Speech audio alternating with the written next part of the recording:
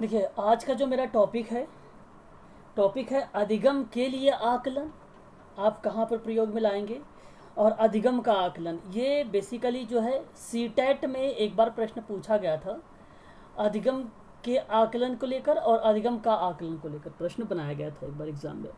ठीक है, जैसे देखिए यहाँ पर अगर मैं आपसे बात करूँ, अधिगम के आकलन के लिए जो होता है, ये शब्द का प्रयोग होता है बेहतर सीखने के लिए। बेहतर सिखाना या सीखने के संबंध में होता है ये। ठीक है, जैसे कहने का मतलब ये हुआ कि शिक्षक का भी पूर्व ज्ञान होगा और बच्चे का भी पूर्व ज्ञान होगा। ठीक है, जैसे आपको मान लीजिए गाड़ी शब्द है। ठीक है, गाड़ी शब्द है यानी बाइक। अगर इसके बारे में बच्चों को नॉलेज देनी है आपको, तो बच्चों को वहाँ पर उससे पहले जो उसका पूर्व ज्ञान है उसको बताना पड़ेगा। जैसे पूर्व ज्ञान बच्चे का क्या हो सकता है, बैलगाड़ी हो सकती है ना। तो बच्चे का पूर्व ज्ञान यहाँ पर बैलगाड़ी, और बैलगाड़ी को ध्यान में रखकर आपको बताना है यहाँ पर जो गाड़ी है, जो बाइक है, उसमें पेट्रोल होता है। ठीक है, गियर होते हैं, एक्सीलेटर होता है। इन सारी चीज़ों के बारे में जब उसको पूर्व ज्ञान के आधार पर कोई चीज़ बताते हैं तो वह कहा जाता है कि अधिगम के लिए आकलन कर रहे हैं आप। ठीक है, तो अधिगम के आकलन के लिए यहाँ पर अगर मैं आपसे एक बात बताऊँ, तो जब आप अधिगम के दौरान, सीखने के दौरान, जब भी सेवार्थी से या विद्यार्थी की रुचि की बात करते हैं आप, ठीक है, याद रखिएगा, रुचि की बात करते हैं, पूर्व ज्ञान की बात करते हैं बालक की, और बालक के मानसिक क्षमता के बारे में बात करते हैं, बौद्धिक स्तर के बारे में बात करते हैं, कमियों के बारे में चर्चा करते हैं आप लोग, ज़रूरतों के बारे में, इत्यादि ऐसी बहुत सारी जानकारियां हैं जो विद्यार्थी से मिलती है हमें। तो शिक्षण अधिगम के दौरान विद्यार्थी की रुचि को ध्यान में रखना पड़ेगा, पूर्व ज्ञान का ध्यान रखना पड़ेगा, और मानसिक क्षमता, बौद्धिक स्तर, कमियां, ज़रूरतें इत्यादि चीज़ें होता है। इन चीज़ों को जान लेना ताकि इन तथ्यों को ध्यान में रखकर सिखाया जा सके। तो अधिगम के लिए आकलन होता है ये। तो आप यहाँ पे पासवर्ड याद रख सकते हैं कि के दौरान या के पहले, एक पासवर्ड आप यहाँ पर मेंशन कर सकते हैं, के दौरान या के पहले। ठीक है, ये पासवर्ड है, तो आप इसे ध्यान रखिएगा। चलिए मैं शुरुआत करता हूँ टॉपिक को। मैंने साथ थोड़ा सा आप लोगों को बेसिक समझाया है। यहाँ पर देखिए, अधिगम के लिए आकलन यहाँ पर लिखा हुआ है और काफ़ी अलग है, जो अधिक औपचारिक और नैदानिक स्वरूप होता है, जो शिक्षक उन्हें शिक्षण प्रक्रिया के अंग के रूप में प्रयोग करता है। उदाहरण के तौर पर अगर मैं बात करूं, जहां यह पता लगाने के लिए प्रश्न पूछने का प्रयोग किया जाता है कि छात्र की किसी चीज़ को समझाना है, तो यह आकलन का सबसे बड़ा उद्देश्य होता है कि अधिगम में मदद मिलता है। तो सीखने की प्रक्रिया में सहायता करना और अधिगम प्रक्रिया में मदद देना, और उसी मदद के माध्यम से आप आकलन में न केवल ज्ञान, व्यक्तित्व विकास में भी मदद करती है, बल्कि सीखने की गुणवत्ता में भी वृद्धि करती है। तो यहाँ पर मेरा कहने का मतलब यही था कि जो आपने यहाँ पर अधिगम की बात की है विद्यार्थी के लिए, तो उसके रुचि, पूर्व ज्ञान, मानसिक क्षमता और बौद्धिक स्तर, कमियां, ज़रूरतें इत्यादि चीज़ों के बारे में आपने जानकारी ली है। और ये जानकारी इसलिए लिया है आपने, ये तथ्य इसलिए लिया है आपने कि बच्चों को बेहतर सिखाया जा सके। ठीक है, तो सीखने के लिए अब अगर आपसे क्वेश्चन मिलेगा, आप कभी प्रश्न, तो ज़रूर आप देखना वहाँ पर बेहतर सिखाने की बात कह रहा होगा। और जब अधिगम के लिए आकलन होगा तो उस प्रश्न में ज़रूर मेंशन किया रहेगा बेहतर सीखने के साथ साथ बच्चे का पूर्व ज्ञान या तो इन्वॉल्व होगा, या तो रुचि इन्वॉल्व होगी, या तो अधिगम क्षमता इन्वॉल्व होगा, या तो बौद्धिक स्तर इन्वॉल्व होगा। ठीक है, तो विभिन्न प्रकार की जो गतिविधियां होती है इसमें क्या होती है, शामिल होती है। जब भी आप शिक्षण पाठ्यक्रम में शिक्षण अधिगम की बात करेंगे तो बालक के अनुकूल बनाने की बात करेंगे। तो बालक जब अनुकूल बनेगा तो यह एक प्रोसेस माना जाता है कि अधिगम के लिए आकलन होता है। और अधिगम के लिए आकलन का एक दूसरा नाम भी है, रचनात्मक आकलन। आप जानते हैं रचनात्मक आकलन क्या होता है? जरा मुझे बताइए, अगर किसी को पता है भाई तो। रचनात्मक आकलन क्या होता है? क्या बात कर रहे हैं आप? स्क्रीन दिखाई नहीं दे रहा किसी को भी? जरा एक बार बताइए। आप सबसे ये बताना चाह रहा हूँ कि जो अधिगम के लिए आकलन होता है उसी का दूसरा नाम है रचनात्मक आकलन, यानी सुधार के लिए आकलन होता है। तो सुधार के लिए आकलन में आपको ध्यान रखना है बच्चे की ज़रूरतें, कमियां, बौद्धिक स्तर, पूर्व ज्ञान और रुचि, मानसिक क्षमता, इन सभी चीज़ों को आपको ध्यान में रखना होगा, तभी आप कर पाएंगे रचनात्मक आकलन। यानी सुधार के लिए आकलन, यानी अधिगम के लिए आकलन। ये चीज़ें आपको याद हो गई कि अधिगम के लिए आकलन क्या होता है, बेहतर सिखाने के लिए होता है। यही चीज़ मुझे बतानी थी आप लोगों को। देखो, अधिगम के रूप में अगर मैं आप लोगों से बात करूं तो यहाँ पर एक पॉइंट और आप लोग देख रहे हैं, इसको ज़रा ध्यान से समझिएगा। कह रहा है कि इसलिए इस प्रकार का आकलन जो होता है बहुत ही महत्वपूर्ण होता है, इसे रचनात्मक आकलन भी कहा जाता है। तो रचनात्मक आकलन अर्थात सुधार के लिए आकलन होता है, वही रचनात्मक आकलन होता है। ठीक है, तो जैसे रचनात्मक आकलन भी मिल जाए तो भी आपको सोचना है पूर्व ज्ञान के बारे में, मानसिक क्षमता के बारे में, बौद्धिक स्तर के बारे में। ठीक है, तब भी आपको यही चीज़ें सोचनी है। और इस आकलन के परिणाम, म्यूट हो जाइए ज़रा आप लोग, इस आकलन के परिणाम या फिर अगले शिक्षण अनुभव को बदलने के लिए उपयोग किया जाता है। ठीक है, तो आकलन का जो प्रयोग किया जाता है वो परिणाम का अगले शिक्षण अनुभव में बदलने के लिए काम में लाया जाता है। तो यह एक प्रकार का आपका होगा, अधिगम के लिए आकलन होगा। कुछ बातें हैं, कुछ इंपॉर्टेंट चीज़ें हैं जो आप इसको ध्यान रख सकते हैं। सीखने के लिए अधिकांश छात्रों को समझना चाहिए कि उसे क्या सीखने की उम्मीद की जा रही है। ठीक है, तो उससे क्या सीखने की उम्मीद की जा रही है, इसके बारे में आपको पता होना चाहिए। ठीक है, और अधिकांश छात्र जो होते हैं, स्टूडेंट जो होते हैं, उसके बारे में इनको पता भी होना चाहिए कि हम सीखने वाले भी क्या चीज़ है ना। तो पहले भी आप लेसन प्लान में उनको बता दिया करें। ठीक है, कि मैं आज आप लोगों को ये गतिविधि कराने चल रहा हूँ, ये एक्टिविटी आप लोगों को करवाऊँगा, ताकि बच्चों को पता रहे इस चीज़ के बारे में कि आज मैंने क्या करने जा रहा हूँ। ठीक है, वो बता भी सकें अपने पेरेंट्स से कि मैंने आज ये सारी चीज़ें जो है सीखा है। ठीक है, पॉइंट नंबर 2 की बात करूँ, यह जानना कि अपनी पढ़ाई में वे इस प्रकार या इस समय किस स्तर पर हैं। अच्छा, बच्चे वहाँ पर ऑब्जर्व भी कर लेते हैं इस माध्यम से। ठीक है, उनको पता भी चल जाता है कि उनका लेवल कौन सा है, कौन से स्तर पे है। अगर वो मान लीजिए लास्ट आते हैं तो भी उन्हें पता चल जाता है कि मेरी कमी था, क्या कमी थी, क्या रीज़न था जिसकी वजह से वो लास्ट आए हैं। ठीक है, तो यहाँ पर भी अगर मैं आपसे बताऊँ तो जानना चाहिए कि पढ़ाई में वे किस समय किस स्तर पर हैं, यानी करंट स्तर, जिसको आप कहते हैं वर्तमान लेवल या वर्तमान स्तर के बारे में बात करते हैं। तो ये भी चीज़ें आपको भी पता होना चाहिए और बच्चों को वहाँ पर एक्सप्लेन करके भी बताएं आप लोग। जी जी, ठीक है। क्या मेरी आवाज़ मेरी जा रही है सुमन सर? अगर जा रही तो फिर ठीक है। देखिए, थर्ड पॉइंट देख लीजिए, समझना चाहिए कि वे किस प्रकार प्रगति कर रहे हैं, अर्थात क्या पढ़ना चाहिए या क्या और कैसे पढ़ना चाहिए, इसके बारे में भी। और जानना चाहिए कि उन्हें कब अपेक्षित परिणाम हासिल कर सकते हैं। तो सिंपल बात आप ये है आप सबके लिए कि आप ये ध्यान रखें कि अधिगम के लिए जो आकलन होता है वो रचनात्मक आकलन होता है, पहली बात। और इसमें बच्चे की ज़रूरतों को ध्यान में रखा जाता है। इसमें बच्चे की कुछ विशेष बातें हैं, उसे भी ध्यान रखना पड़ता है। उसका वर्तमान स्तर क्या है, जो भी क्रियाविधि आप पढ़ाना चाहें या बताना चाहें तो उससे पहले बता दें इन सारी चीज़ों के बारे में। और अधिगम के रूप में जब आप आकलन करेंगे तो उस समय अधिगम के लिए आकलन के कुछ बिंदु होते हैं जो शिक्षक की जगह खुद विद्यार्थी स्वयं मूल्यांकन या स्वयं आकलन के रूप में करता है, तो उसे अधिगम के रूप में आकलन कहा जाता है। जैसे अगर मैं आपसे प्रश्न करूं कि अधिगम के रूप में आकलन, इसका डेफिनेशन बताइए, तो आप एक चीज़ याद रखिए कि अधिगम के लिए आकलन की जो बिंदु होगी, जो भी पॉइंट्स होंगे, वो अगर शिक्षक की जगह खुद विद्यार्थी स्व आकलन के रूप में करता है तो इसी प्रक्रिया को अधिगम के रूप में आकलन कहा जाता है। मैं दोबारा से रिपीट कर रहा हूँ, आप ध्यान सुन लीजिए कि अधिगम के रूप में आकलन क्या होता है। अधिगम के लिए आकलन का जो भी पॉइंट्स होगा वो अगर शिक्षक की जगह पर, अगर इस टीचर की जगह पर खुद विद्यार्थी स्व आकलन के रूप में कार्य करता है तो इसे कहा जाता है अधिगम के रूप में आकलन।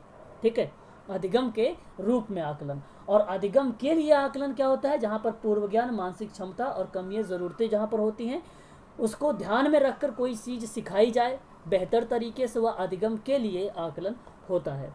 ठीक है। अच्छा, इसमें भी अगर मैं बात करूं जैसे अधिगम के रूप में भी, तो अधिगम के रूप में भी पूर्व ज्ञान, मानसिक स्तर, बौद्धिक स्तर, ज़रूरतें, कमियां, रुचि इत्यादि चीज़ों के बारे में भी जिक्र की जाती है। देखिए, अधिगम के लिए आकलन में निम्न रूप से छात्र, शिक्षक और अभिभावक विद्यालय के लिए उपयोगी हो सकते हैं। कैसे, कौन कौन सी पॉइंट्स हो सकती हैं, जरा इसका आप विचार करिएगा। एक पॉइंट आप यहाँ पे देख रहे हैं, प्रगति के सूचक। प्रगति का मतलब आप समझ गए होंगे, प्रोसेस की बात की जा रही है, ठीक है, एक प्रकार से प्रोसेस की बात की जा रही है। एक बार एग्ज़ाम में प्रश्न, हाँ, एक बार प्रश्न बनाया गया था कि जैसे मान लीजिए एक बावर्ची का भोजन बनाते समय भोजन में नमक का स्तर का पता लगाता है। तो ये एक बार सीटेट में शायद आप लोगों को याद भी होगा, ऐसे प्रश्न एक बार आया हुआ था, है ना। तो ये इसी टॉपिक का प्रश्न उठाया गया था, ठीक है, इसी प्रश्न का टॉपिक था ये कि एक बावर्ची एक भोजन को बनाते समय जब भोजन का नमक टेस्ट कर रहा हो तो ऐसी स्तर को हम क्या कहेंगे। इस स्तर को कहेंगे अधिगम के लिए आकलन कहेंगे कि अधिगम का आकलन कहेंगे। तो इस तरीके से 4 ऑप्शन भी वहाँ पर दिया गया था और वह, हाँ, ये इसका सही जवाब होगा। बहुत बढ़िया गुलाम मिर्जा जी, इसका जो सही आंसर होगा अधिगम के लिए आकलन इसने किया है, ठीक है। तो अधिगम के लिए आकलन जो होता है वही चीज़ें होती जहाँ पर आपने विद्यार्थी की रुचि की बात की है, पूर्व ज्ञान की बात की है, और उसके साथ ही साथ आपने यहाँ पर बौद्धिक स्तर की ज़रूरतों को देखा है, कमियाँ और रुचि के बारे में भी बात करते हैं, तो भी इसी का पार्ट माना जाता है। प्रगति का सूचक का कहने का मतलब था यहाँ पर कि एक प्रकार से अगर मैं बात करूँ, प्रोग्रेस की बात करता है ये कि अध्ययन, निदान, उपचार की प्रक्रिया में किस तरीके से वह इम्प्रूव किया है। तो यहाँ पर एक प्रकार से अधिगम के लिए जो आकलन होता है प्रगति का सूचक भी माना जाता है, छात्रों के लिए प्रेरक भी माना जाता है ये, और छात्रों की रुचि और योग्यता को जानने में भी सहायक होता है ये, छात्रों की कमजोरी को जानने में भी सहायक होता है ये। देखो, रुचि भी जानेगा और कमजोरी भी जानने की कोई यहाँ पर क्या करता है, सहायक मदद मिलती है उसमें। उद्देश्य प्राप्ति में भी सहायता मिलती है इसको, शिक्षण विधियों में सुधार में भी सहायक मिलती है, और प्रभावी प्रतिक्रिया के लिए प्रावधान करना भी एक प्रकार से यह क्या होता है, अधिगम के लिए आकलन में इन्वॉल्व होता है। नैदानिक उपचारात्मक प्रक्रिया में, और यहाँ पर देखिए पुनर्बलन है, ये पुनर्बलन है और नैदानिक उपचार होता है, साथ ही साथ उसमें पुनर्बलन की प्राप्ति भी होती है। छात्रों को स्वयं सीखने के लिए उनकी सक्रिय भागीदारी का अवसर भी मिलता है इन्हें, और छात्रों के उनके समकक्ष की सहायता करने और उनके द्वारा सहायता लिए जाने पर बल भी दिया जाता है, ये भी चीज़ ध्यान रखना है आपको। और अधिगम के लिए आकलन शिक्षक को वहाँ से आगे बढ़ने का अवसर देता है जहाँ छात्र होता है, और छात्र को यह समझने का अवसर देता है कि उन्हें सफल होने के लिए क्या करना चाहिए। तो ये जो आप लोगों ने अभी देख रहे थे, ये शिक्षक, छात्र और अभिभावक तीनों में ये चीज़ें कॉमन मिलती है, जिसमें हम क्या कर सकते हैं, उनको परिवर्तन कर सकते हैं। उन्हें परिवर्तन करने का मतलब ये हुआ कि उनको पुनर्वासित कर सकते हैं। कैसे पुनर्वासित कर सकते हैं, उनको अवसर देकर पुनर्वासित कर सकते हैं, उनकी प्रगति को देखकर पुनर्वासित कर सकते हैं, उनके उद्देश्य को देखकर पुनर्वासित कर सकते हैं, ठीक है। तो विभिन्न प्रकार की जो गतिविधियां थी, मैंने 11 पॉइंट्स जो जिक्र किया है, यह एक पॉइंट्स हैं, बिंदु हैं जो अधिगम के लिए आकलन में इम्पॉर्टेंट है ना। तो ये इससे क्या होते हैं कि क्लियर हो जाता है आप लोगों का कि अधिगम के लिए आकलन क्या होता है, ठीक है। ये चीज़ें आपको ध्यान रखना होगा। चलिए आगे हम बात कर लेते हैं। यहाँ पर अधिगम के लिए आकलन में शिक्षक की आवश्यक जानकारी क्या होती है, आप लोगों को क्या क्या जानकारी होनी चाहिए। सबसे पहली तो ये कि शिक्षा के उद्देश्य स्पष्ट होने चाहिए अधिगम के आकलन करने के लिए, और व्यक्तित्व के संपूर्ण पहलुओं के बारे में जानकारी हो, और व्यक्तित्व के विकास के सिद्धांतों के बारे में भी आपको जानकारी हो, यानी उसके बारे में पता हो आपको। और आगे अगर मैं बात करूं आपसे, तो प्रत्येक छात्र की बौद्धिक और शारीरिक विशेषताओं की जानकारी हो। देखिए, मैंने आप लोगों से पहले भी बता चुका हूं कि भाई क्यों विद्यार्थी को जो चीज़ें देख रहे हैं, तो उसमें छात्र की बौद्धिक स्तर, शारीरिक विशेषताएं इत्यादि चीज़ों के बारे में भी जानकारी होनी चाहिए। शिक्षा शास्त्र की जानकारी पढ़ते पढ़ाते सिद्धांतों की जानकारी होनी चाहिए, और फीडबैक में महारत हासिल होना चाहिए। जिससे कि कहने का मतलब ये हुआ कि फीडबैक जो मिल रहा है स्टूडेंट से, अभिभावक से, छात्र से, इत्यादि चीज़ों से जहाँ से मिल रहा है, उन फीडबैकों के बारे में उसे अच्छी समझ होनी चाहिए, ठीक, अच्छी समझ होनी चाहिए। तो यह एक प्रकार का अधिगम के लिए आकलन का एक शिक्षक के पॉइंट ऑफ व्यू से उन सभी चीज़ों का ध्यान रखना चाहिए आप लोगों को। अधिगम के आकलन के लिए उद्देश्य क्या है, यह क्यों किया जाता है, इसका उद्देश्य क्या है। देखिए यहाँ पर समझिए पॉइंट के बाद से, पॉइंट कह रहा है कि तत्काल सुधार और सकारात्मक फीडबैक इस आकलन के लिए प्रमुख उद्देश्य होता है। मतलब क्यों ज़रूरी होता है, तो आप ध्यान सुनिए, ये सुधार के लिए आवश्यक होता है। और दूसरी बात, सकारात्मक फीडबैक की बात हो करता है ये, ठीक है। तो इसलिए अधिगम के लिए जो आकलन होता है, इसके लिए ये आवश्यक होता है, ये चीज़ें ज़रूरी होती है। और इस प्रक्रिया में न केवल विषयगत बल्कि व्यक्तित्व अन्य पहलुओं के संबंधित बातों की भी नज़र रखनी चाहिए। ज़रूरी ये नहीं कि केवल आप विषय के परिप्रेक्ष्य में ही अधिगम का आकलन करें, आप विषय के आधार पर भी आकलन कर सकते हैं, उसके व्यक्तित्व के आधार पर भी आकलन कर सकते हैं। दोनों बातें आपको ध्यान रखनी है। तो वस्तुनिष्ठ और व्यक्तिनिष्ठ दोनों हो सकता है यहाँ पर। छात्रों की अलग अलग क्षेत्रों में प्रतिभा, जैसे खेल कूद, संगीत, कला और वाद विवाद आदि का पता, ठीक है, आदि का पता और उसमें सुधार कर सके। मतलब पता करने का मतलब ये हुआ यहाँ पर कि जानकारी होनी चाहिए कि जो छात्र हैं वो अलग अलग क्षेत्रों में कितना प्रतिभा है, कितना प्रतिभाशाली है, उन सारी चीज़ों के बारे में आपको पता होना चाहिए, ठीक। उसी हिसाब से आपको क्या करना है, उस बच्चे को चुनाव करना है लक्ष्यों के तरफ। अगर वो बच्चा खेल कूद में अच्छा है तो उसे खेल कूद में करिए, संगीत में अच्छा है तो संगीत में उसे डालिए, चित्रकला में अच्छा है तो चित्रकला में डालिए उसे। तो इस तरीके के जो क्षेत्र में मैं आपको बता रहा हूँ, तो ये सभी के सभी क्या है, एक प्रकार का उद्देश्य है, ठीक है। तो वे थे आप लोगों का अधिगम के लिए आकलन। मैं आशा करता हूँ कि अधिगम के लिए आकलन में आप समझ गए होंगे। अधिगम के लिए आकलन में बस मैं आपको एक ही बात बताना चाहूँगा, वो आप ध्यान रखना कि विद्यार्थी की रुचि इसमें ध्यान रखी जाती है भाई, पूर्व ज्ञान ध्यान में रखा जाता है, मानसिक क्षमता ध्यान में रखी जाती है, बौद्धिक स्तर ध्यान रखा जाता है, कमियां ध्यान रखी जाती हैं, ज़रूरतों को ध्यान में रखा जाता है, और इसी को कहा जाता है अधिगम के लिए आकलन कहा जाता है। यानी बेहतर सिखाने की बात होती है।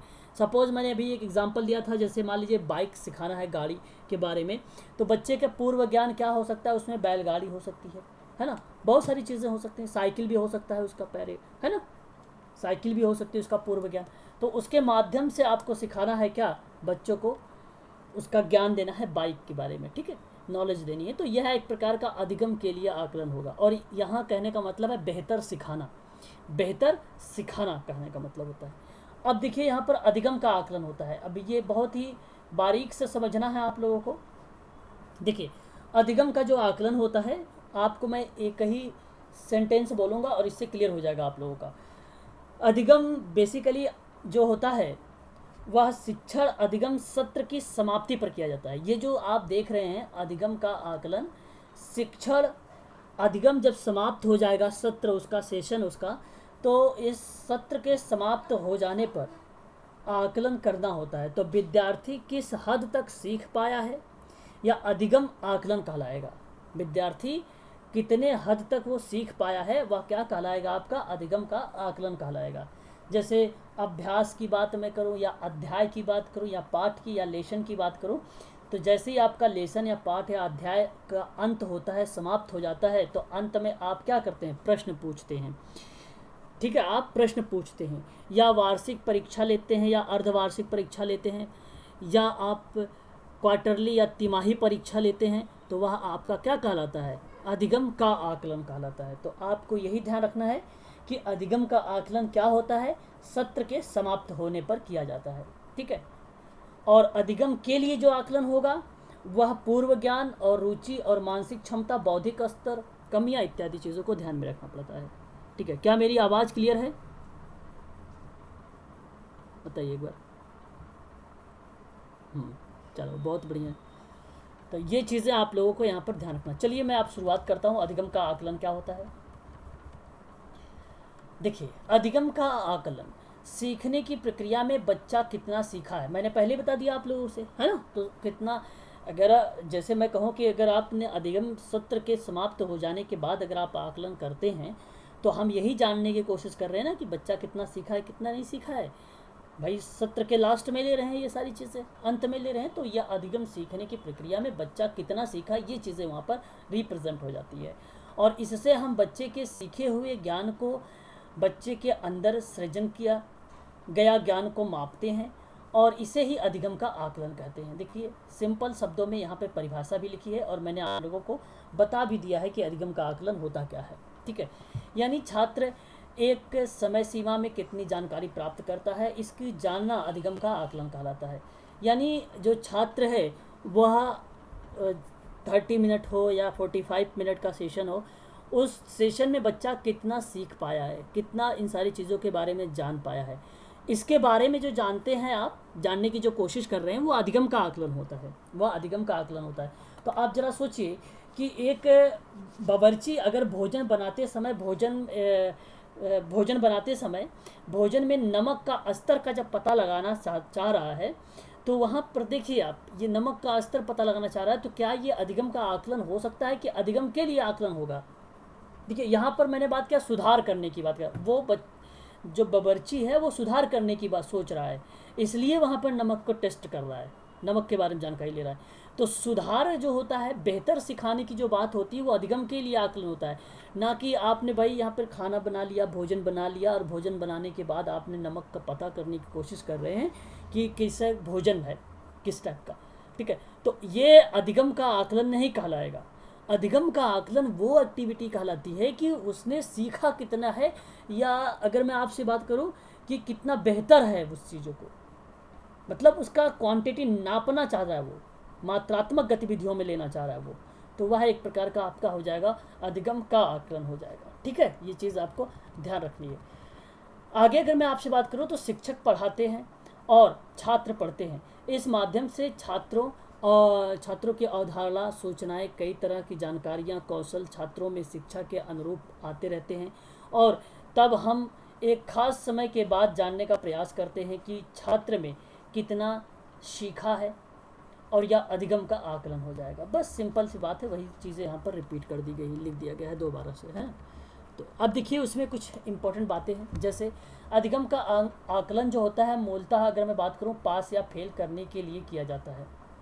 अब यहाँ पर देखिए एग्ज़ाम में जो मिलने वाले हैं आप लोगों से, ऐसे ही मिलेंगे जो पॉइंट्स हैं। ठीक है, तो अधिगम का आकलन मूलतः पास या फेल करने के लिए किया जाता है। तो बताइए निम्नलिखित में से कौन सा आकलन है ये?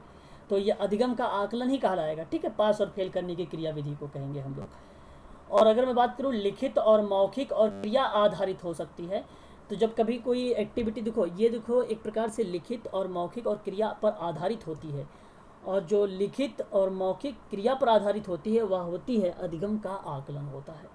ठीक है, और इसमें प्रश्नों के प्रकार भी अलग हो सकते हैं, लेकिन अधिकतर प्रश्न जानकारी का पता लगा सकते हैं, और छात्र अन्य छात्रों की तुलना में कहाँ पर हैं इसके बारे में भी हमें जानकारी मिल जाती है, और यह बात होती है किसमें? अधिगम का आकलन में होती है।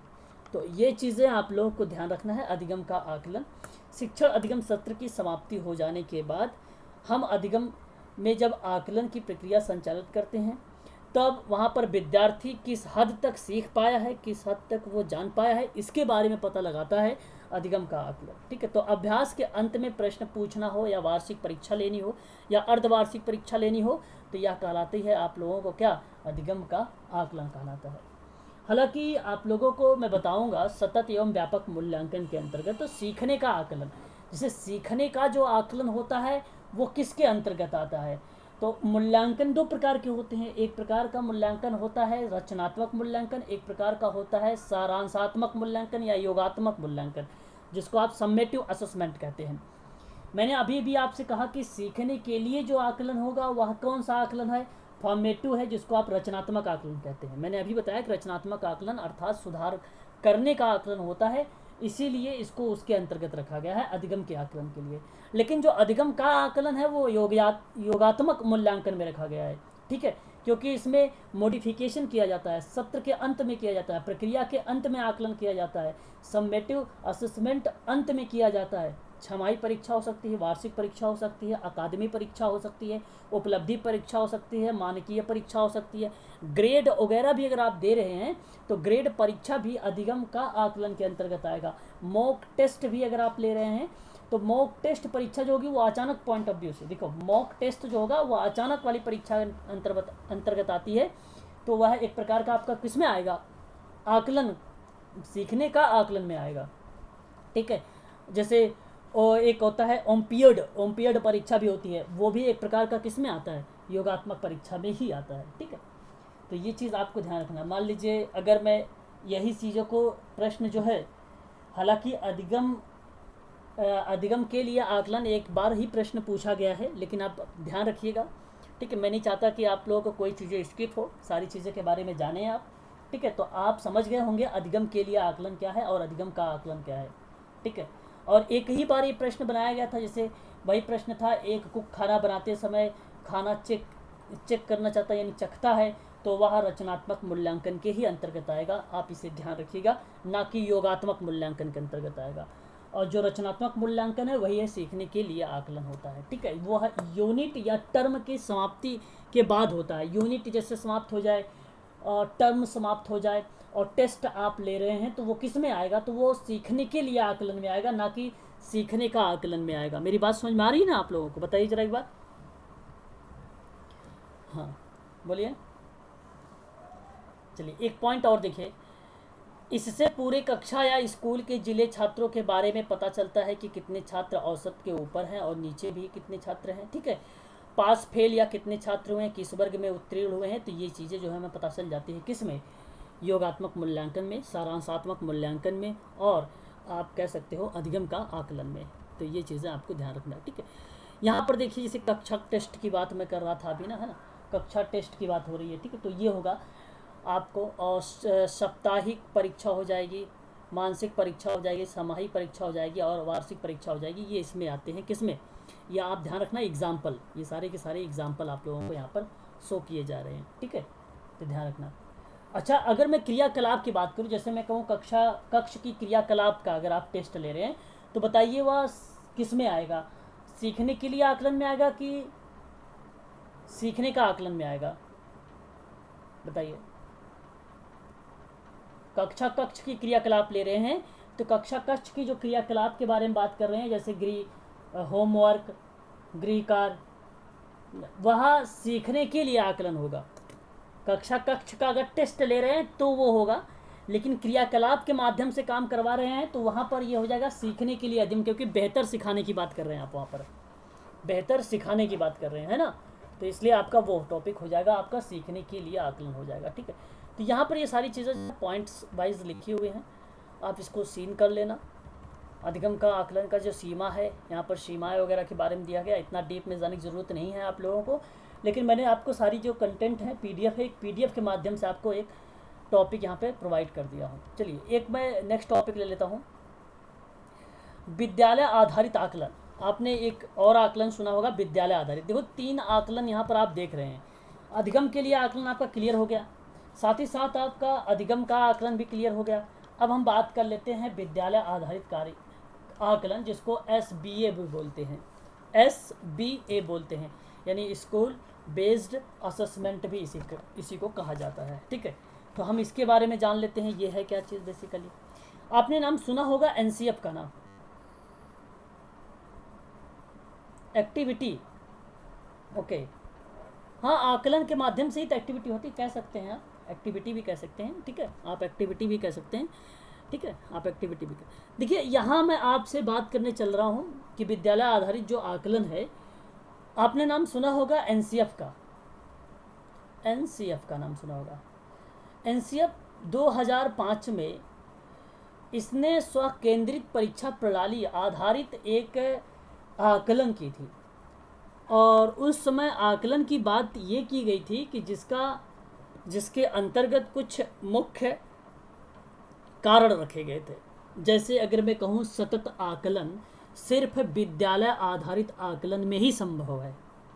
अब आप यहाँ पे देखिए, सतत और व्यापक मूल्यांकन की अगर मैं बात करूँ, सबसे पहले प्रयोगात्मक आकलन ही आता है, सबसे पहले प्रयोगात्मक आकलन ही होता है। और सतत मूल्यांकन और व्यापक मूल्यांकन के जो भेद हैं वो 2 टाइप बताए गए थे। एक को बताया गया था रचनात्मक, जिसको रूपात्मक भी कहा गया था, और एक को बताया गया था सारांशात्मक, जिसको योगात्मक भी कहा गया था। तो यही है, सतत एवं व्यापक मूल्यांकन के क्रियान्वयन में कमियों के कारण उत्पन्न हुई विकृति और कमियों को दूर करने के लिए विद्यालय आधारित आकलन को अगली पीढ़ी के आकलन के रूप में क्या किया गया था, प्रस्तावित किया गया था, इसको प्रस्तावित किया गया था। तो ध्यान रखना, सतत आकलन सिर्फ विद्यालय आधारित आकलन में ही संभव है, विद्यालय आधारित आकलन में ही संभव है। ये पहली पॉइंट है जो आपको ध्यान रखनी है। दूसरी पॉइंट की बात करूं तो इसके प्रतिपुष्टि सिर्फ विद्यालय आधारित आकलन में ही संभव होता है। यानी अगर मैं आपसे बात करूं, अगर प्रतिपुष्टि की भी बात होती है तो वह एक प्रकार से विद्यालय आधारित विद्यालय आधारित आकलन में ही ये क्या होती है, इन्वॉल्व होती है। जब भी कभी आप पाठ्य सहगामी क्रियाओं का कई बार वार्षिक परीक्षा के रूप में मूल्यांकन नहीं होता है, तो इसलिए आपको दूसरा आकलन सिद्ध करना पड़ता है। तो वहाँ पर जो दूसरा आकलन होता है वह विद्यालय में ही संभव होता है, और वह आकलन विद्यालय में कौन सा है, विद्यालय आधारित आकलन है। जैसे कोई पाठ्य सहगामी क्रियाएं, कई बार आपने वार्षिक परीक्षा ली और उसमें मूल्यांकन सही तरीके से नहीं हो पाया है, तो आप क्या करेंगे ऐसी कंडीशन पर, आप आकलन सिर्फ विद्यालय में ही संभव करेंगे, फिर आप विद्यालय के माध्यम से आकलन करेंगे। तो यही कहने का मतलब है कि विद्यालय आधारित आकलन है ये, ठीक है, यह विद्यालय आधारित आकलन है। ठीक है, चलिए अब देखिए यहाँ पर जरा पॉइंट 2, यह एक बार बाहरी बोर्ड जिसको आप बाह्य परीक्षा या आंतरिक परीक्षा संयोजन CCE और ASBA के रूप में अनुक्रम में चौथा माना जाता है, चौथा हो सकता है। देखो कहने का मतलब यहाँ पर ये है कि जो यहाँ पर CCE की बात कर रहा है तो वह एक प्रकार से कंटिन्यूअस की बात कर रहा है, ठीक है, सतत मूल्यांकन की बात कर रहा है, और कॉम्प्रिहेंशन की बात कर रहा है। तो सतत एवं व्यापक मूल्यांकन की जो बात हो रही है ये किसके अंतर्गत आ रहा है, विद्यालय आधारित में हो रहा है, विद्यालय आधारित में हो रहा है। ठीक है, आपको यहाँ पर ये बात ध्यान रखनी है कि विद्यालय आधारित आकलन जो है सतत आकलन जो है वो विद्यालय आधारित आकलन में ही संभव है, अदरवाइज किसी में नहीं संभव है। बस आपको ये बात यहाँ पर ध्यान में रखनी है, ठीक है, विद्यालय आधारित। अभी इसको देखिए, विद्यालय आधारित आकलन होता क्या क्या है। शिक्षण अधिगम की प्रक्रिया में के दौरान जो समग्र रूप में सीखने के प्रतिफलों के संदर्भ में निर्देशित दक्षता को प्राप्त करने की सुविधा प्रदान करता है, और विद्यालय आधारित आकलन सीखने के लिए आकलन की व्यापक प्रक्रिया में निहित है। तो अब आप ये भी कह सकते हैं कि जैसे भाई फीडबैक की बात करो, मॉनिटरिंग की बात करूं, या आपसे रूपात्मक आकलन, रचनात्मक आकलन की बात करो, या सत्र के दौरान की बात करो, वर्ष में कई बार हो रहे हैं मूल्यांकन या आकलन, या बार बार किया जा रहा है, प्रतिदिन किया जा रहा है, सप्ताह में टेस्ट लिया जा रहा है टॉपिक के आधार पर, माह में परीक्षा ली जा रही है, कक्ष में प्रश्न उत्तर पूछे जा रहे हैं, वाद विवाद की परीक्षा हो रही है, या होमवर्क की बात हो रहा है, या मौखिक परीक्षा हो रहा है, या कक्षीय क्रियाकलापें हो रही हैं, ये सभी के सभी किस में आते हैं, विद्यालय आधारित आकलन में आते हैं। और विद्यालय आधारित आकलन में क्या चीज़ें हैं, वह सीखने के लिए आकलन की व्यापक प्रक्रियाएं जो होती है उसमें निहित होती है। ठीक है, तो ये बातें आपको ध्यान में रखनी है। ठीक है, इतनी चीज़ें। चलिए आगे बात कर लेते हैं। विद्यालय आधारित आकलन शिक्षकों को बच्चे को सीखने की प्रगति को निर्धारित करने में और समय पर प्रतिक्रिया देने और बच्चों को सीखने में कठिनाई को दूर करने में मदद करने की जो सहायता मिलती है वह क्या कहलाती है, आपका विद्यालय आधारित आकलन कहलाती है। ठीक है, और विद्यालय आधारित आकलन सूक्ष्म स्तर पर शिक्षा की गुणवत्ता में निगरानी करता है। तो 2 पॉइंट आप यहाँ से ध्यान में रखिए। एक बात तो आपको ये ध्यान रखना है कि सतत आकलन जो है विद्यालय आधारित आकलन में संभव है, पहली बात। दूसरी बात, विद्यालय आधारित आकलन जो होता है वो शिक्षा की गुणवत्ता में निगरानी रखता है। तो प्रश्न बनता है, तो शिक्षा की गुणवत्ता की निगरानी कौन करता है? शिक्षा की गुणवत्ता का निगरानी क्या सीखने का आकलन करवाता है, कि सीखने के लिए आकलन होता है, कि विद्यालय आधारित आकलन होता है? तो आप ध्यान रखिएगा, शिक्षा की गुणवत्ता की जब बात होगी तो आप तुरंत टिक मारना विद्यालय आधारित आकलन, यह आपका सही हो जाएगा। ठीक है, तो ये चीज़ें आपको ध्यान रखनी है। ठीक है, इसका उद्देश्य क्या है? देखिए, बच्चों को सीखने की ज़रूरत को समझने के लिए उन्हें अपनी दक्षता बढ़ाने में सहायता देना, और यदि सीखने में यदि कोई परेशानी हो रही है तो उन्हें दूर करने में काफ़ी मदद मिलता है। तो यह एक प्रकार का विद्यालय आधारित कार्यक्रम के आकलन का मुख्य उद्देश्य माना जाता है, यानी समस्याओं को दूर करने में, सीखने में कोई कठिनाई हो रही है तो उसको दूर करने में यह मदद करता है। ठीक है, ये आपको ध्यान रखना है। विद्यालय आधारित आकलन प्रक्रिया में दक्षता के बारे में तर्कपूर्ण आकलन किए बिना और यह जाने बिना कि उनमें से प्रत्येक के पीछे की सीख क्या है, आकलन नहीं किया जा सकता। देखिए मेरी बात को समझिए, यहाँ पर विद्यालय आधारित आकलन प्रक्रिया में जो भी कौशल है उन कौशल के बारे में, उन दक्षता के बारे में तर्कपूर्ण आकलन किए बिना और यह जाने बिना कि उसमें से प्रत्येक के पीछे सीखे क्या है, यह आकलन नहीं किया जा सकता है। और यह आकलन किया नहीं जा सकता है विद्यालय आधारित आकलन में, बट इसको किया जा सकता है सीखने के आकलन में। सीखने के आकलन में जहाँ पर आप कौशलों की बात कर रहे हैं, जहाँ पर आप क्रियाकलापों की बात कर रहे हैं, है ना। तो ये चीज़ आपको ध्यान रखना है। और आगे हम बात कर लेते हैं। विद्यालय आधारित आकलन शिक्षण अधिगम का एक अभिन्न अंग है। सीखने के दौरान विषय वस्तु की विभिन्न पहलुओं पर बच्चों को कक्षा के अंदर और बाहर दोनों गतिविधियों में भाग लेने और अलग अलग स्रोतों की जानकारी एकत्रित करने की आवश्यकता होती है। ठीक है, तो विद्यालय आधारित आकलन जो होता है वो शिक्षण।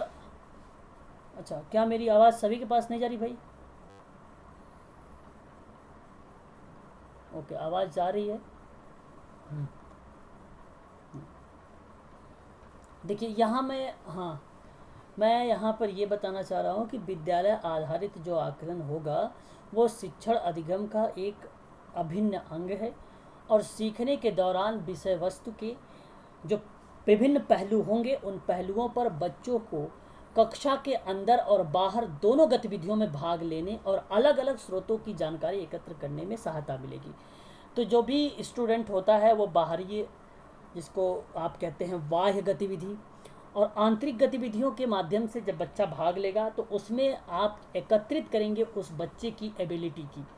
एबिलिटी कहने का मतलब हुआ उसकी क्षमता का, कि वो कितना सीखने में सक्षम है, उसे कहाँ तक वो चीज़ें जो है आती है, कहाँ तक नहीं आ रही है, इसके बारे में आप जानकारी ले रहे हैं। कहाँ पर? विद्यालय आधारित आकलन में।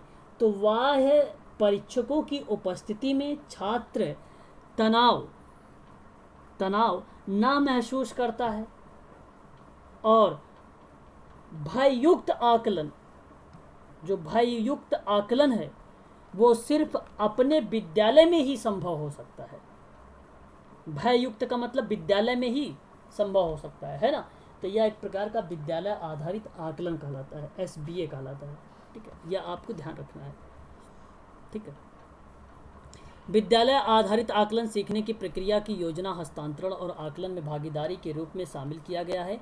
और इस प्रकार के विद्यार्थियों द्वारा शिक्षकों को प्रतिक्रियाएं देना और प्राप्त करना और दोनों को शामिल करना।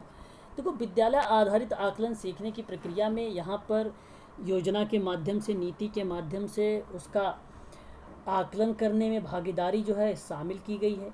साथ ही साथ विद्यार्थी और टीचर की जो भी रिस्पॉन्स है, जो भी प्रतिक्रियाएं हैं जो प्राप्त हुई हैं दोनों को, उन सभी चीज़ों को शामिल किया जाएगा विद्यालय आधारित आकलन में। तो विद्यालय आधारित आकलन में शिक्षक की भी भूमिकाएं जो हुई हैं, जो प्रतिक्रियाएं हुई, वो भी नोट किया जाएंगे, रिकॉर्ड किए जाएंगे। और जो छात्र के हुए हैं पार्टिसिपेटर और जो भी एक्टिविटीज़ किया है उसके भी रिस्पॉन्स को क्या किया जाएगा? नोट किया जाएगा। तो विद्यालय आधारित आकलन में ये गतिविधियाँ शामिल होती हैं। तो शिक्षक के भी और किसके? छात्र के भी, क्योंकि यह NCF 2005 में स्वयं केंद्र परीक्षा प्रणाली एवं विद्यालय आधारित आकलन की बात जो की गई थी, वह निम्नलिखित में से यही एक कारक है जो इम्पोर्टेंट माना जाता है। इसका आप लोग ध्यान रखिएगा, जहाँ पर शिक्षक और छात्र दोनों की एबिलिटी देखी जा रही है।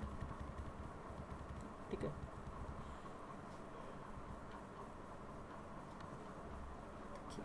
देखिए SBA का मुख्य रूप से कुछ सिद्धांत है। बाहरी परीक्षकों, जो मैंने अभी भी बताया आप लोगों को, बाहरी परीक्षकों की उपस्थिति में छात्र तनाव ना महसूस करता है, भययुक्त बनाता है, जिससे आकलन सिर्फ अपने विद्यालय में ही संभव हो सके। उसी की बात कह रहा है यहाँ पर कि बाहरी परीक्षकों की अपेक्षा शिक्षक को अपने विद्यार्थी की क्षमता को बेहतर ढंग से जानता है। और विद्यालय आधारित आकलन एक सतत रूप से चलने वाली प्रक्रिया है जिसमें विद्यार्थियों के अधिगम त्रुटि की पहचान करके उसमें सुधार करने का प्रयास किया जाता है। ठीक है, तो जो भी त्रुटि आ रही है उस त्रुटि को क्या किया जा रहा है? सुधारने की भी कोशिश की जा रही है। ठीक है, तो ये भी एक प्रकार का विद्यालय आधारित आकलन हो जाएगा। एक मुख्य बात ये भी है कि विद्यालय आधारित आकलन में शिक्षक अपने शिक्षार्थी को स्वयं आकलन करता है, इसलिए वह अपने अधिकार क्षेत्र पर प्रभुत्व की भावना भी रखता है और जब शिक्षक के स्वामित्व की भावना आ जाती है तो उसमें स्वयं जिम्मेदार की भावना भी स्वतः ही आ जाती है। यानी कहने का तात्पर्य ये हुआ कि जब शिक्षक अपने विद्यार्थी का स्वयं मूल्यांकन करता है या स्वयं आकलन करता है तो इसीलिए वह अपने अधिकार क्षेत्र पर प्रभुत्व की भावना भी रखता है, और जब शिक्षक में स्वामित्व की भावना आ जाती है तो उसमें स्वयं जिम्मेदारी की भावना भी आ जाती है। तो जिम्मेदार का मतलब हो जाता है कि भाई वह एक रिस्पॉन्सिबल हो गया है ना। तो रिस्पॉन्सिबल की भावना जो आई है शिक्षक में किसके माध्यम से आई है? विद्यालय आधारित आकलन में आई है, उसके माध्यम से लाई गई है। ठीक है, अब देखिए कुछ विशेषताएं हैं उसकी। जैसे विशेषताएं नंबर 1 की बात अगर मैं करूं तो विद्यालय आधारित जो आकलन है उसकी जो विशेषताएं हैं, एक विशेषताएं तो ये है कि शिक्षण अधिगम और आकलन में एकीकृत करता है। और दूसरी विशेषता ये है कि इस प्रकार का आकलन में शिक्षकों पर प्रलेखन मतलब एक प्रकार से रिपोर्ट वगैरह को लेकर रिकॉर्डिंग, रिपोर्टिंग आदि का कोई भार नहीं रहता है। जैसे कि सीसीई प्रतिक्रिया में, सीसीई प्रतिक्रिया आप समझ रहे हैं ना कि कंटिन्यूअस कॉम्प्रिहेंशन इवैल्यूएशन की बात मैं कर रहा हूँ। यही प्रतिक्रिया जो है कहाँ पर आधारित है? विद्यालय आधारित आकलन में भी इन्वॉल्व है। और यह बाल केंद्रित होता है। बाल केंद्रित, ध्यान रखिएगा, ये बहुत इंपॉर्टेंट है। बाल केंद्रित विद्यालय आधारित आकलन, क्या कह रहे हैं सुमंत जी? हाँ, चाइल्ड सेंट्रल्ड, हाँ वेरी गुड। विद्यालय आधारित आकलन और गतिविधियों आधारित शिक्षण पद्धति पर आधारित होती है। ये विशेषता है।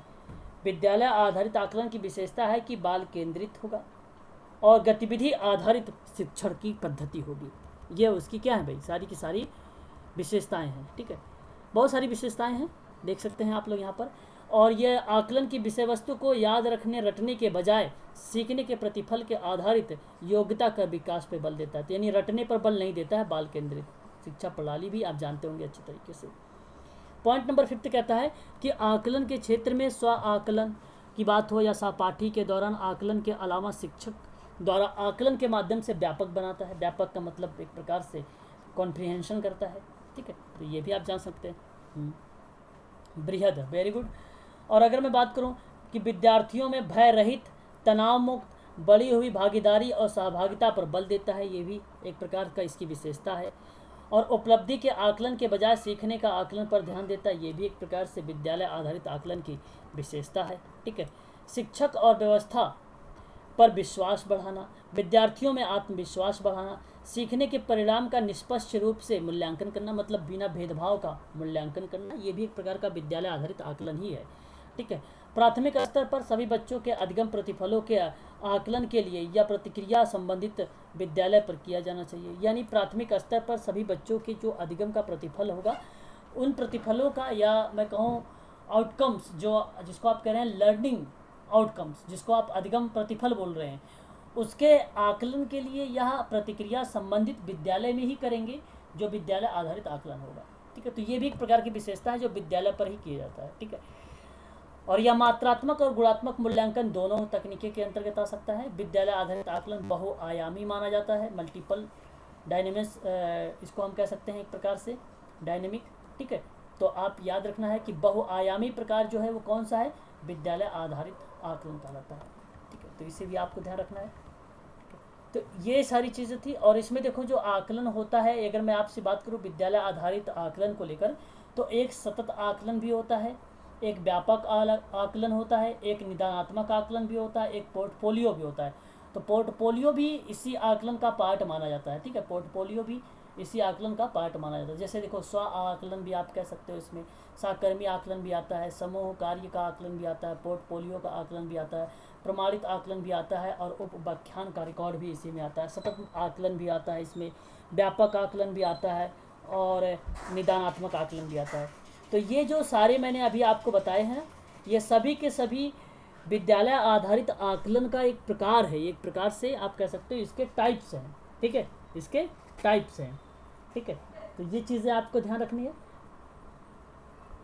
पोर्टफोलियो में, हाँ देखो, पोर्टफोलियो में आप जानते हैं भली भांति तरीके से बच्चे का पूरी डिटेल जानकारी ली जाती है। उसमें बच्चों का जितनी भी जानकारी है, या उसके बारे में अगर मैं बात करूँ छात्रों की जो भी गतिविधियां हैं या जो जो भी कार्य किया है उन सभी चीज़ों को पोर्टफोलियो में इन्वॉल्व किया जाता है। उसका प्री निटल, पोस्ट निटल और जो आप बोलते हैं फैमिली ट्री इत्यादि चीज़ें, उसका पूरा रिकॉर्ड, वह कितना सीखा है कितना नहीं सीखा है, ये सभी के सभी आकलन जो है इसमें रखे जाते हैं। तो यहाँ पर पोर्टफोलियो बच्चे पर है, ना कि शिक्षक पर है। ठीक है, तो ये चीज़ आपको ध्यान रखना है।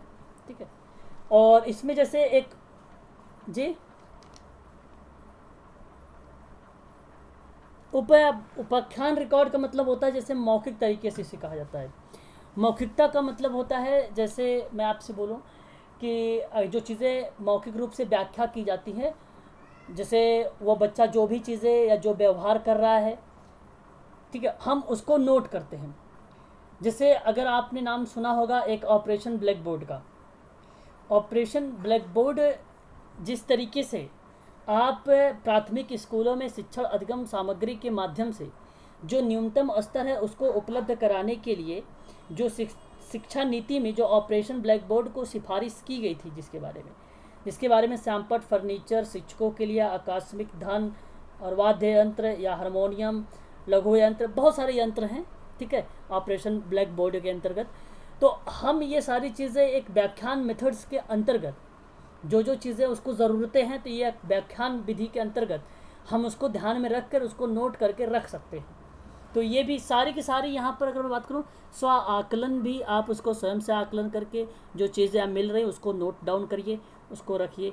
सहकर्मी आकलन, जो उसका कॉपरेट या जिसमें पीयर ग्रुप, जिस ग्रुप के माध्यम से बच्चा आया है, जिस ग्रुप में है उस ग्रुप के बच्चों का भी आकलन करिए, उसमें क्या क्या चीज़ें हो रही हैं। समूह कार्य में बच्चा किस तरीके से अपनी भूमिका निभाया है उसको आप रखिए। पोर्टफोलियो में उस समय कौन कौन सी चीज़ें उसकी ज़रूरतें पड़ी उनकी ज़रूरतों को रखिए। प्रमाणिक आकलन, जो जो चीज़ें प्रमाणित हुए हैं उस बच्चे के लिए, उस प्रमाणित चीज़ों को आप क्या करना, आपको एथोटिक के रूप में उसको आप रखिए। और व्याख्यान के रूप में जैसे वो चीज़ें आपने कोई चीज़ें एक्सप्लेन कर दी है और एक्सप्लेन करके आपने उसे नोट कर लिया है, मान लीजिए कोई मीटिंग हुआ, कोई मिनट्स हुआ तो उसमें रख लिया है, तो व्याख्यान रिकॉर्ड्स भी एक प्रकार से बच्चों में क्या करता है, मदद करता है। व्याख्यान रिकॉर्ड्स भी एक प्रकार से क्या करता है, मदद करता है यहाँ पर, है ना। तो ये सभी के सभी जो विधियाँ हैं एक प्रकार से ये टाइप माने जाते हैं किसके, विद्यालय आधारित आकलन के। तो विद्यालय आधारित आकलन में इतनी सारी जो है टाइप्स देखने को हमें मिलती हैं। ठीक है, ये चीज़ें आप लोगों को ध्यान में रखना है। देखिए, उपाख्यान जो रिकॉर्ड होता है, आप ये समझिए कि किसी बड़ी कहानी के अंदर लिखी हुई छोटी कहानी को जो हम कहते हैं उसे ही उपाख्यान कहते हैं। उदाहरण के तौर पे जैसे महाभारत जैसे आदि ग्रंथ हैं, छोटी छोटी कहानियों के रूप में उसको क्या किया गया, व्याख्यान किया गया है। ठीक है, तो शकुंतला, जो एक शकुंतला उपाख्यान है, ये भी उसी के अंतर्गत आता है, उपाख्यान रिकॉर्ड के ही अंतर्गत आता है। ठीक है, पचेंद्र उपाख्यान है एक। ठीक है,